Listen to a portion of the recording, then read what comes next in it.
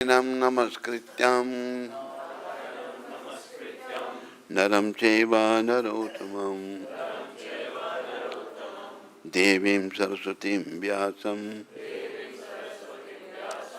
ततो जयमुदीरये। नष्टप्रायेषु भद्रेषु नित्यं भागवत सेवया भगवती उत्तम श्लोके भक्तिर्भक्ति नैष्ठिकी। विजय के साधन स्वरूप इस श्रीमद् भागवत का पाठ करने सुनने के पूर्व मनुष्य को चाहिए कि वह श्री भगवान नारायण को, नरोत्तम नारायण ऋषि को, विद्या की देवी माता सरस्वती को तथा ग्रंथकार श्रील व्यासदेव को नमस्कार करें। ये सूत गोस्वामी नैमिषारण्य के ऋषियों को कह रहे हैं। भागवत की कक्षाओं में नियमित उपस्थित रहने तथा शुद्ध भक्त की सेवा करने से हृदय के सारे दुख लगभग पूर्णता विनष्ट हो जाते हैं और उन पुण्य श्लोक भगवान में अटल प्रेमा भक्ति स्थापित हो जाती है, जिनकी प्रशंसा दिव्य गीतों से की जाती है। देखो, ये जीवन का उद्देश्य, उसको ले आओ थोड़ा वापस, जो अभी था उसको वापस लाओ। जीवन का उद्देश्य क्या है? उन पुण्य श्लोक भगवान में, पुण्य श्लोक भगवान कृष्ण है, प्रेमा भक्ति स्थापित हो जाती है। यही बस हमारा काम है। जब जीवन का अंत होगा तो अगर मेरे कितने प्रेमा भक्ति स्थापित हो गई है तो अंत में भगवान का सिमरन होगा। अगर अंत में भगवान का सिमरन हुआ तो जीवन सफल है। तो आप सब ने याद रखना है, दूसरों को याद दिलाना है, अपना जीवन सफल बनाना है और दूसरों का जीवन सफल बनाने में निमित्त बनना है। बोलो जगतगुरु श्रील प्रभुपाद की। ओम नमो भगवते वासुदेवाय। ओम नमो भगवते वासुदेवाय। ओम नमो भगवते वासुदेवाय। हम पाठ कर रहे थे भागवत का। महाराजा अंग, वेन और महाराजा पृथु चौथे स्कंद में थे हम। जन्म से ही ध्रुव महाराज का पुत्र उत्कल मुक्त आत्मा था।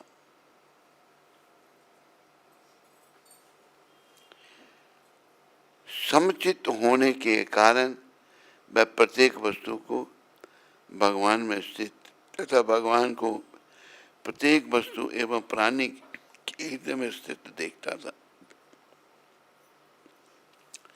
संसारिक बंधनों से बचने के लिए उत्कल एक पागल, गूंगे, बहरे और अंधे व्यक्ति के समान ही रहता था।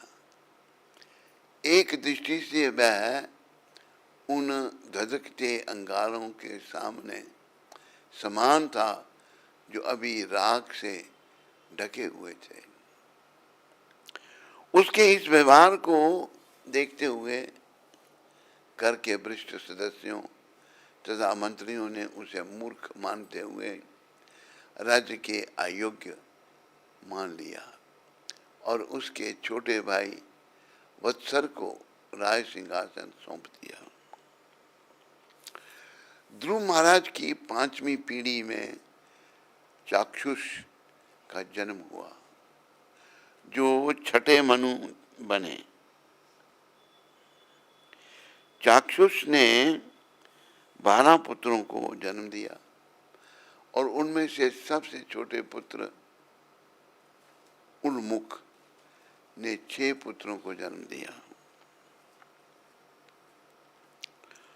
उन 6 भाइयों में सबसे बड़े थे अंग। एक समय महाराजा अंग ने अश्वमेध यज्ञ का आयोजन किया। यद्यपि उस यज्ञ में सारे पुरोहित पूर्ण योग्य थे और देवताओं का आह्वान करने में सक्षम थे, परंतु फिर भी यज्ञ में देवगण नहीं आए। उस समय पुरोहितों ने महाराजा अंग से कहा, राजन, यद्यपि हम यज्ञ में उचित रीति से घी की आहुतियाँ दी हैं, परंतु फिर भी देवता इसे स्वीकार नहीं करेंगे। हम जानते हैं कि आपने अत्यंत सावधानी पूर्वक सारी सामग्रियाँ एकत्रित की हैं और निश्चित ही हमारे मंत्रोच्चार में भी कोई खोट नहीं है।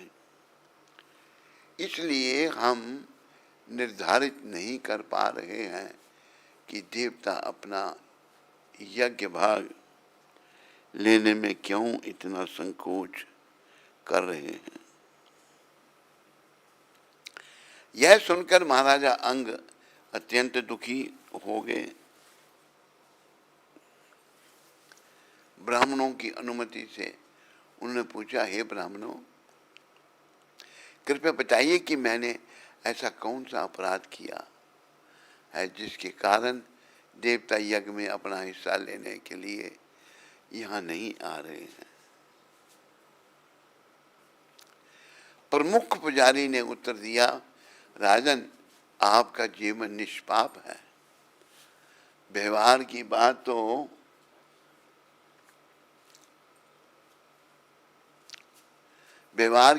तो दूर, आपने अपने मन में भी कभी कोई पाप नहीं किया।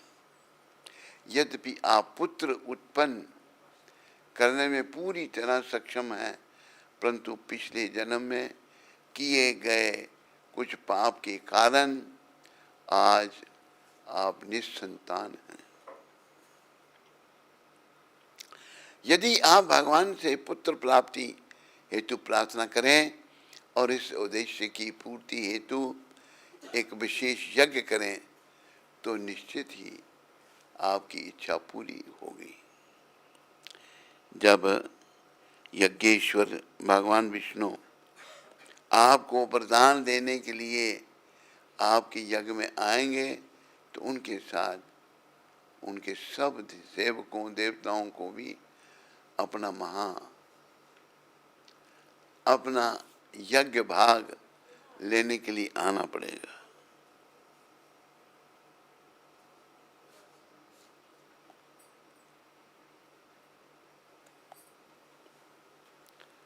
क्या हो रहा है?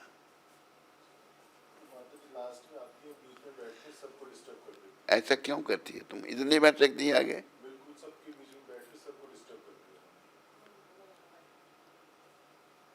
तेरा यही हाल है, रोज देर से आना, डिस्टर्ब करना। ये बंद करो, तेरे को बोल रहा है।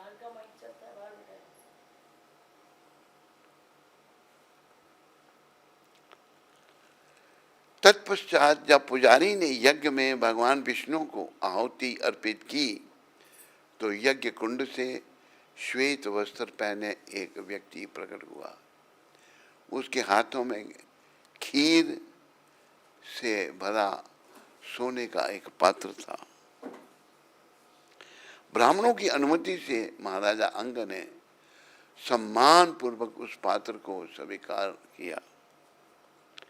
उस प्रसाद की सुगंध लेने के पश्चात राजा ने उसका एक हिस्सा अपनी पत्नी सुनीता को दिया।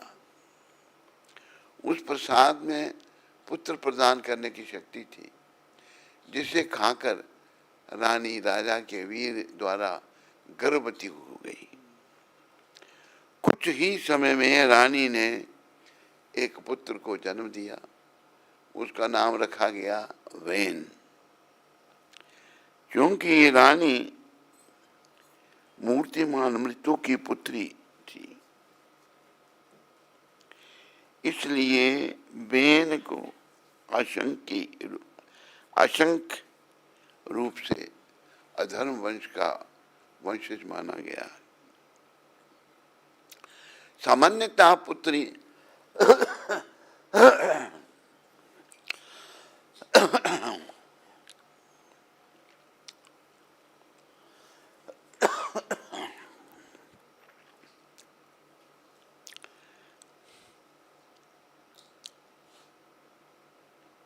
सामान्यतः पुत्री अपने पिता के गुण स्वीकारती है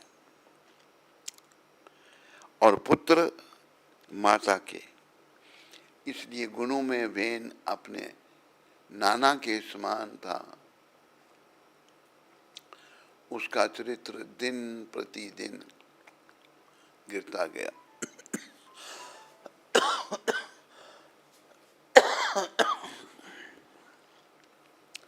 और अनाचार बढ़ते गए। अक्सर भक्तों के जीवन में ऐसा नहीं होता, परंतु कई बार भगवान स्वयं अपने भक्त को दुर्भागी पत्नी अथवा बुरे बच्चे देते हैं, जिससे वह भक्त आसानी से पारिवारिक जीवन में स्वयं को मुक्त कर सके। देखो, ये भी एक बड़ी विचारने की बात है। कई बार भगवान अच्छी पत्नी नहीं देते, बुरे बच्चे देते हैं, जिससे वह भक्त आसानी से पारिवारिक जीवन से स्वयं को मुक्त कर सके। पत्नी अच्छी होगी, पुत्र अच्छे होंगे तो मोह माया में पड़ जाएगा वो, और मिलना क्या आकर में कुछ भी नहीं। ना पत्नी ने साथ देना, ना बच्चों ने साथ देना। साथ तो केवल कृष्ण की भक्ति जो निष्काम भाव से की होगी वो ही हमारे साथ में आएगी। कृपया इस बात का सब ध्यान रखो। यहाँ सुनने वाले, इंटरनेट में सुनने वालों, ये एक बात मैं रिपीट करता हूँ, बार बार भी कहता हूँ, दो बातन को भूल मत, जो चाहत कल्याण। अगर तुम्हें अपना कल्याण चाहिए तो दो बातों को नहीं भूलना। नारायण एक मौत को, दूजे श्री भगवान। पहले मृत्यु को कभी नहीं भूलना, दूसरे भगवान को नहीं।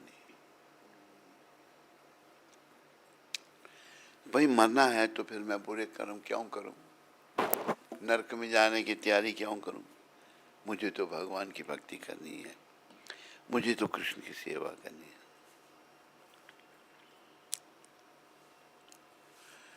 वेन जब छोटा ही था, वह धनुष बाण लेकर वन में जाता और अकारण मासूम हिरणों का वध करता। इतना ही नहीं, उसकी उपस्थिति इतनी भयावह होती कि उसे देखते ही प्रजा चिल्लाने लगती, देखो क्रूर वेन आ रहा है। युवावस्था में वेन इतना द्वेषी था कि अपने मित्रों के साथ खेलते समय वह उनकी इस प्रकार हत्या कर देता मानो वह बलि के पशु थे। महाराजा वेन अंग ने अनेक प्रकार से अपने पुत्र को दंड देने के प्रयास किए, परंतु फिर भी वे उस धर्म तथा कर्तव्य के मार्ग पर लाने में अक्षम रहे, पुत्र को नहीं समझा सके। महाराजा अंग सदैव वेन को लेकर संतप्त रहने लगे। वे सोचते वास्तव में पुत्रहीन लोग कितने भाग्यशाली होते हैं। निश्चित ही उन्होंने अपने पूर्व जन्मों में भगवान को प्रसन्न किया होगा, जिसके परिणाम स्वरूप इस जीवन में उन्हें बुरे पुत्र से प्राप्त होने वाली असहनीय पीड़ाओं से गुजरना नहीं पड़ता। लेकिन एक दृष्टि से देखा जाए तो बुरा पुत्र अच्छे पुत्र से श्रेष्ठ है। जिन लोगों के पुत्र अच्छे होते हैं वे अक्सर अपने घर गृहस्थी से आसक्त हो जाते हैं। देखो, घर गृहस्थी से आसक्त नहीं होना, जैसे यहाँ समझाया जा रहा है, अच्छे पुत्र होंगे घर गृहस्थी से आसक्त हो जाएंगे और आवागमन में चले जाएंगे। परंतु जिनके पुत्र बुरे होते हैं वे अपने घर से आसक्त नहीं होते। वस्तुतः बुरा पुत्र घर को इतना नारकीय बना देता है कि कोई भी बुद्धिमान व्यक्ति सरलतापूर्वक अपने पारिवारिक जीवन से अनासक्त हो जाता है। अच्छा पुत्र नहीं है, घर को नरक बना देगा तो पिता अनासक्त, कोई शक्ति नहीं रहेगी उसकी। महाराजा अंग इन्हीं बातों को सोच सोच कर उद्विग्न रहते और रातों उन्हें नींद नहीं आती। अंततः वह अपने पारिवारिक जीवन से बुरी तरह उदासीन हो गए। एक दिन वे आधी रात उठे और गहरी नींद में सो रही अपनी पत्नी को छोड़कर घर से निकल पड़े। उन्होंने अपने राजसी महल को त्याग दिया और सबकी दृष्टि से बचते बचाते वन में प्रवेश कर लिए। सुबह होने पर पूरे नगर में यह बात फैल चुकी थी। राजा के पुरोहित, मंत्री, मित्र, संबंधी तथा सामान्य प्रजा चिंताग्रस्त हो गई। सब नागरिक मिलकर अपने राजा को सर्वत्र खोजने लगे, परंतु उनके प्रयास उसी प्रकार विफल रहे जिस प्रकार एक अयोग्य योगी अपने हृदय में परमात्मा को खोजने में विफल रहता है। अंततः पूरी प्रजा थक कर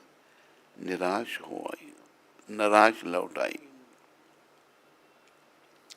राजा की अनुपस्थिति में एक आपातकालीन सभा बुलाई गई, जिसके अगवा भृगु ऋषि थे। बोलो भृगु जी महाराज की। ऋषिगण सामान्य जनता के परम हितैषी होते हैं।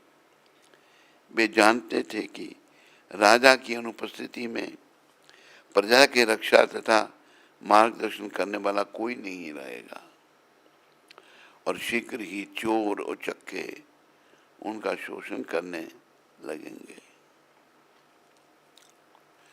विचार विमर्श करने के पश्चात ऋषि ने सुनीता को बुलाया और मंत्रिमंडल द्वारा स्वीकृति नहीं दिए जाने पर उन्होंने वेन को राजा नियुक्त कर दिया।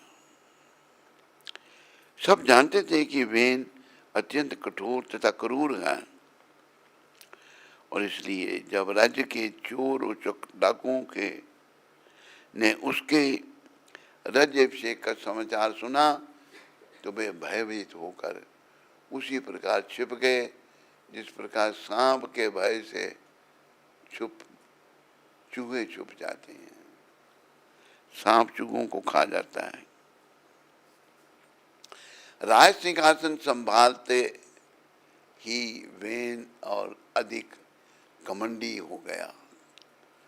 उसे विश्वास था कि पूरी सृष्टि में उससे अधिक महान कोई नहीं है।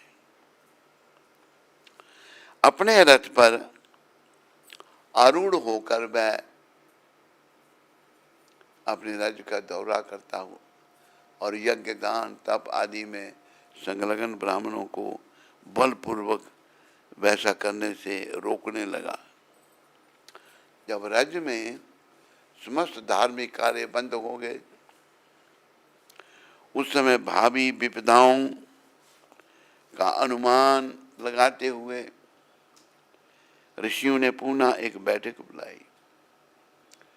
परस्पर चर्चा करते हुए उन्होंने कहा, जिस प्रकार दोनों सिरों से जलती हुई लकड़ी के बीच चींटियां खतरे में होती हैं, उसी प्रकार हमारी प्रजा एक और क्रूर राजा और दूसरी ओर चोर डाकुओं के खतरे से घिरी है। यद्यपि आपातकालीन स्थिति को देखते हुए हमने अयोग्य वेन के हाथों में राज्य की बागडोर दी है, परंतु उसके सत्तारूढ़ होने से जनमानस की समस्याओं और कष्ट बढ़े ही हैं। लोगों के सामने अब एक बड़ा संकट आ खड़ा हुआ,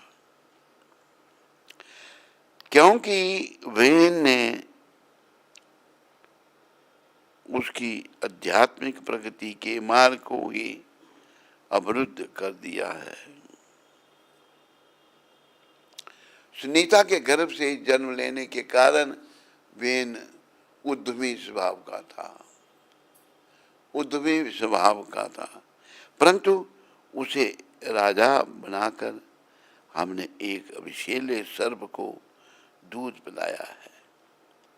हमने वेन को प्रजा रक्षक नियुक्त किया था, परंतु वह प्रजा भक्षक बन गया है और इस स्थिति को सुधारने का पूरा उत्तरदायित्व हमारा है। यदि हम ऐसा नहीं करेंगे तो हमें इसका पाप भोगना पड़ेगा।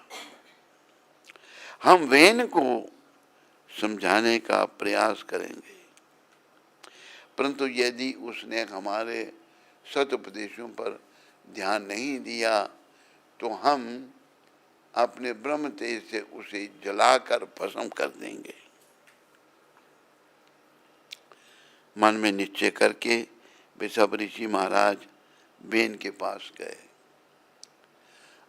अपने क्रोध को दबाकर वे मधुर शब्दों में वेन से निवेदन करने लगे, राजन, हम आपको कुछ सदुपदेश देने आए हैं, कृपया ध्यान पूर्वक उन्हें सुनिए। ऐसा करने से आपकी आयु, ऐश्वर्य, बल तथा ख्याति में स्मृति असीमित वृद्धि होगी। धर्म नियमों के अनुसार जीवन यापन करने वाले लोग स्वर्ग लोकों की प्राप्ति करते हैं।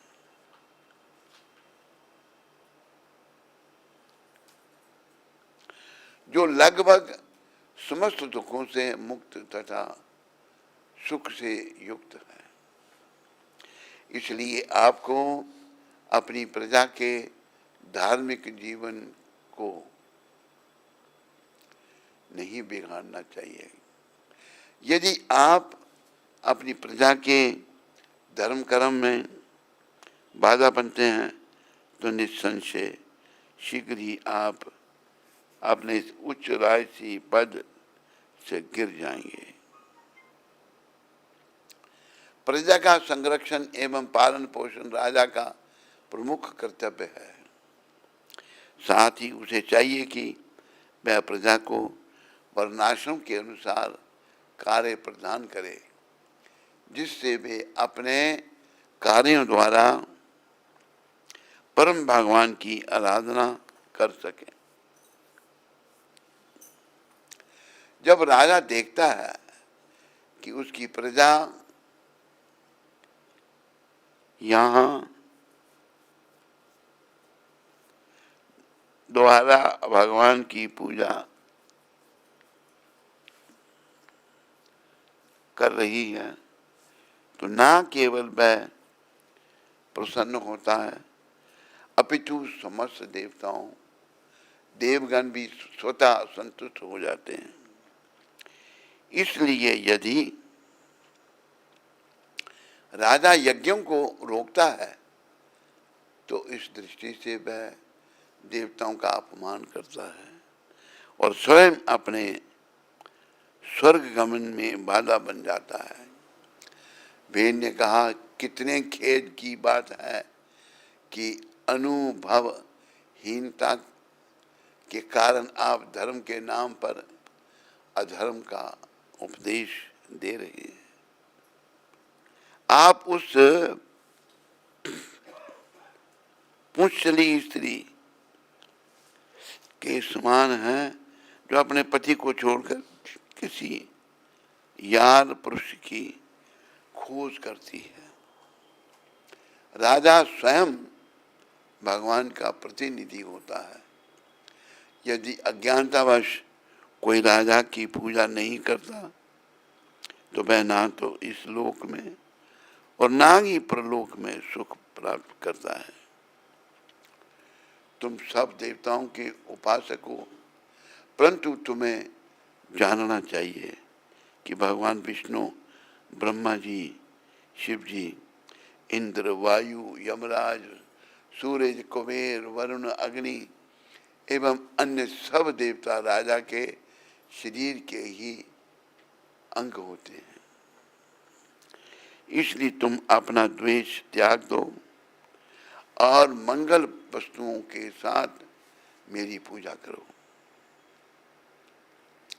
यदि तुम्हारे अंदर थोड़ी भी बुद्धि होगी, तुम समझ सकोगे कि यज्ञ में सर्वप्रथम आहुति प्राप्त करने के लिए मुझसे श्रेष्ठ अन्य कोई व्यक्ति नहीं है।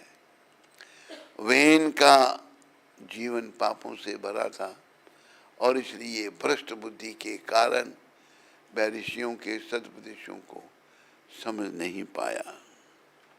वेन के अपमानजनक वचन सुनकर ऋषियों का मन व्यथित हो उठा और अत्यंत कुपित होकर वे सब एक साथ बोलने लगे, इस दारुण पापी का वध कर दो।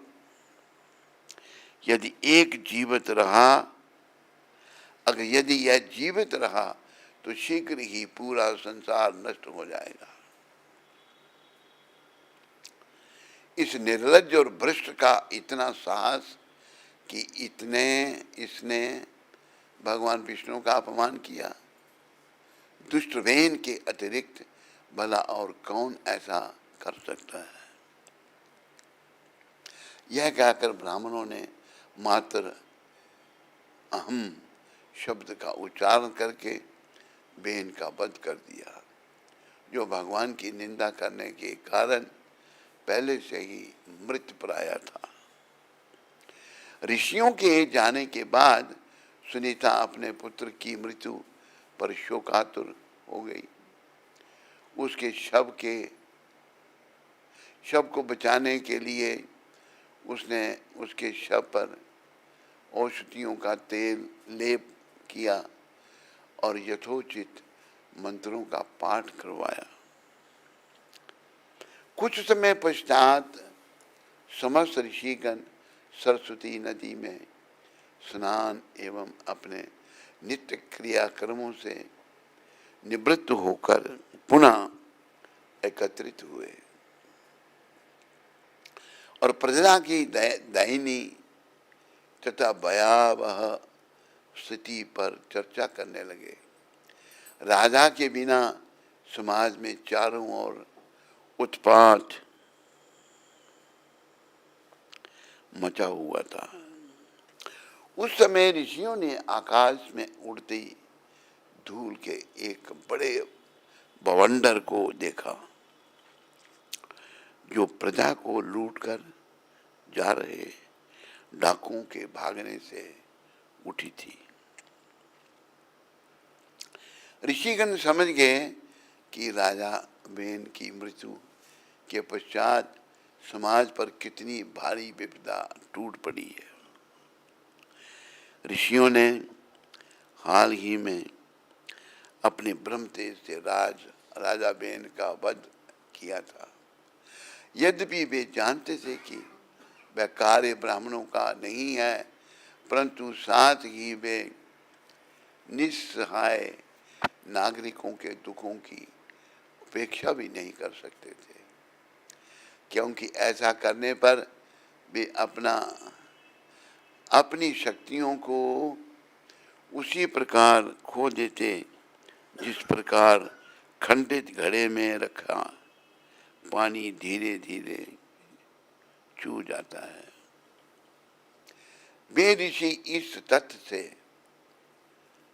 अवगत थे कि महाराज अंग के वंश में आए राजाओं का वीर अत्यंत शक्तिशाली होता है और उनसे उत्पन्न होने वाली संतान धर्मपरायण होती है।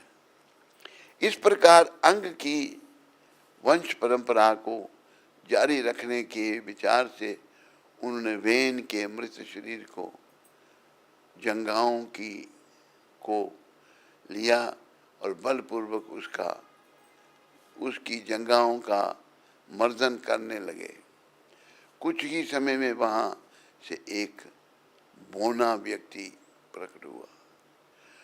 उसका नाम था बाहुक। बाहुक का रंग कौवे के समान काला था। उसके अंग छोटे, बड़ा जबड़ा, बाल, आंखें तथा तांबे के रंग जैसे बाल थे। जन्म लेते ही बाहुक ने नम्रता पूर्वक ऋषियों को प्रणाम किया और कहा, हे ऋषियों, मेरे लिए क्या आज्ञा है? ऋषियों ने उत्तर दिया, बैठ जाओ निषाद। और इस प्रकार बाहुक को एक नाम हुआ निषाद। इसी से आगे चलकर निषाद जाति आरंभ हुई। जन्म लेते ही निषाद ने महाराजा बेन के पाप फलों को अपने ऊपर ले लिया। इसलिए निषाद जाति के लोग चोरी, शिकार आदि पाप कर्मों से आसक्त होते हैं और फलस्वरूप उन्हें पर्वतों तथा जंगलों में ही रहने की अनुमति है।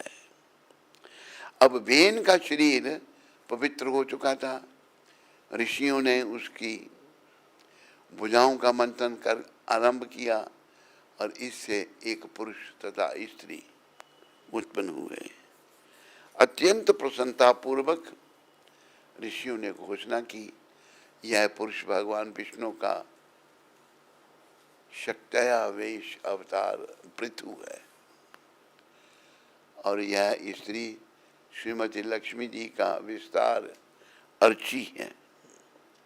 पृथ्वी महाराज राजाओं में शिरोमणि होंगे और भविष्य में अर्चीपति रूप में उनका वर्णन करेंगी। उपस्थित ब्राह्मण महाराज पृथु की प्रशंसा और गंधर्वगण उनका महिमा गान करने लगे। सिद्ध घन आकाश में पुष्प वर्षा करने लगे और अप्सराएं हर्षित होकर नृत्य करने लगी। उच्च लोकों से देवगण, पितृ एवं ऋषि मुनि पृथ्वी पर उतर आए तथा शंखों, बगुलों और नगाड़ों की ध्वनि से आकाश गुंजायमान हो उठा। जब ब्राह्मणों ने पृथु महाराज की दाहिनी हथेली पर भगवान विष्णु की रेखा तथा उनके चरणों के तलवों पर कमल पुष्प के चिन्ह देखे तो वे समझ गए कि पृथु महाराज भगवान के अंश अवतार है। बोलो भगवान के अंश अवतार पृथु महाराज की। ब्राह्मणों ने पृथु महाराज के राज्याभिषेक की तैयारी आरंभ कर दी। विभिन्न नदियों,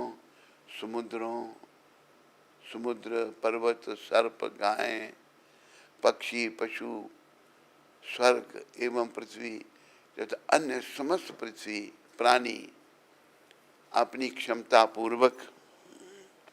क्षमतानुसार उपहार लाकर राजा को भेंट देने लगे। कुबेर ने पृथु महाराज को स्वर्णमय सिंहासन भेंट किया। वरुण ने भव्य राजसी छत्र दिया जो निरंतर जलकणों की फुहार करता रहता था। वायु ने राजा को 2 चामर दिए और धर्म में राजा की ख्याति को सर्वत्र फैलाने वाला फूलों का एक हार दिया।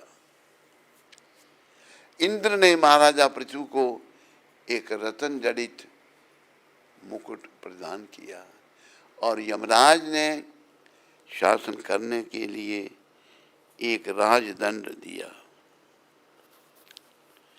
ब्रह्मा जी ने राजा को आध्यात्मिक ज्ञान से निर्मित एक कवच दिया तथा उनकी पत्नी सरस्वती देवी जो भारती के नाम से भी जानी जाती है, उन्होंने राजा को एक दिव्य हार दिया। भगवान विष्णु ने उन्हें अपने सुदर्शन चक्र की आंशिक शक्ति दी से युक्त कर एक सुदर्शन चक्र दिया और उनकी पत्नी श्रीमती लक्ष्मी देवी ने राजा को अक्षय ऐश्वर्य प्रदान किया। शिवजी ने उन्हें ऐसी तलवार दी जिसकी मयान 10 चंद्रमाओं के चिन्हों से सुसज्जित थी और उनकी पत्नी दुर्गा देवी ने उन्हें 100 चंद्र चिन्हों से युक्त एक ढाल भी भेंट दी। चंद्रदेव ने उन्हें अमृत से उत्पन्न घोड़े दिए और विश्वकर्मा ने एक अत्यंत सुंदर रथ दिया। और अग्नि ने फिर क्या दिया, ये हम कल पढ़ेंगे। अग्निदेव ने भी उनको बहुत कुछ प्रस्तुत किया, ये प्रसंग कल पढ़ा जाएगा। बोलो देव ऋषि नारद जी महाराज की, बोलो भगवान वेद व्यास की।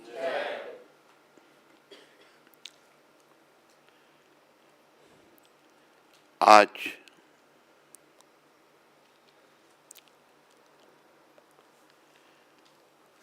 7 जून है।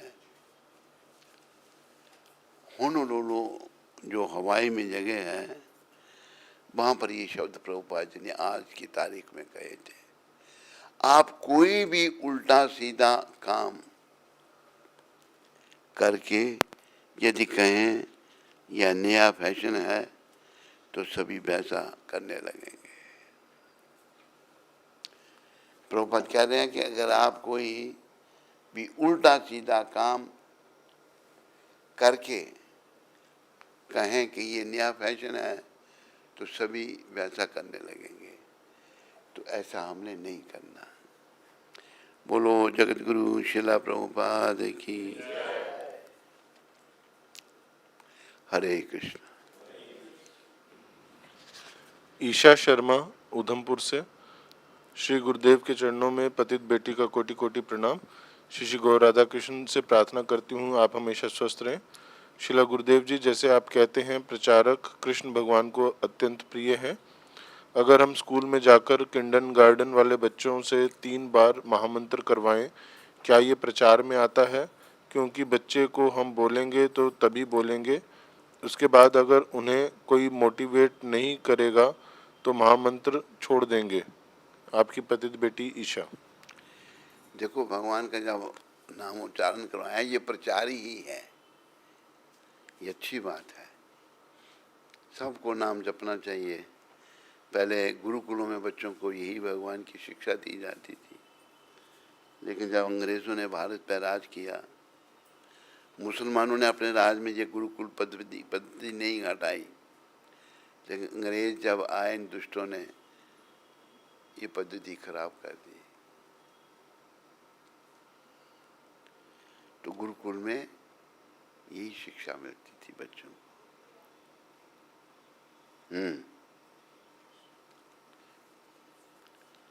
और कोई प्रश्न यहाँ किसी को?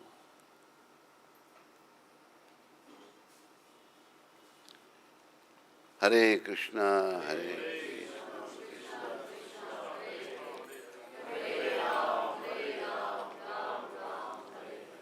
हरे कृष्णा